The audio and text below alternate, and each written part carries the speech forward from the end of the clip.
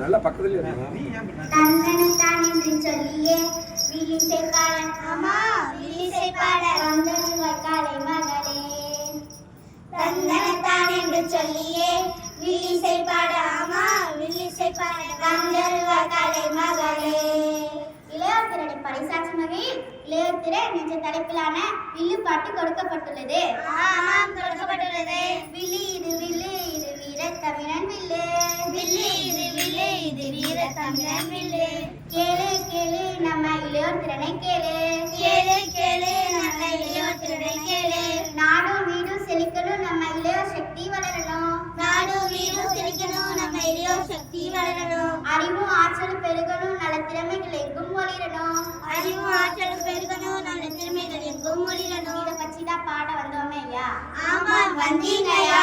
இளையோத்திரனை பாட்டெடுத்து சொல்ல வந்தீங்க ஐயா. தடை உடைக்கும் வல்லமையது இளைஞர் கையில் இருக்குது. புதியன படைப்புகள் அவரது சிந்தனையில் இருக்குது.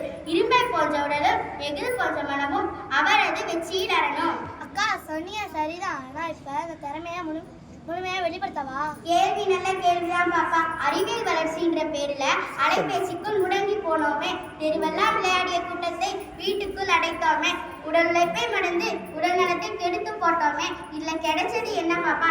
சிந்தனை திறனோ குறைஞ்சிச்சுங்க, உடலில் வலுவும் போச்சுங்க. சிந்தனை திறனோ குறைஞ்சிச்சுங்க, உடலில் வலுவும் போச்சுங்க. படைப்பு ஆற்றலும் அழுக்குச்சுங்க, கோபம் சலிப்பும் மிகுந்துச்சுங்க, கோபம் சலிப்பும் மிகுந்துச்சுங்க. சரி, இன்றைய நிலைமையை பார்த்தோம். இப்ப இளையோரின் உண்மையான திறனை பற்றி சொல்வோமா? களத்தில் இறங்கினார் கல்லையும் சிலையாக்கும் திறன் படைத்தவர். விளையாட்டுத்துறையில் தடம் பதித்தால் உலகையே திரும்பி பார்க்க வைப்பவர். கலையும் தொழில்நுட்பமும் பேச்சாற்றலும் இளைஞர் கையில் இருக்கும் அரிய ஆயுதம். திறமைகள் பல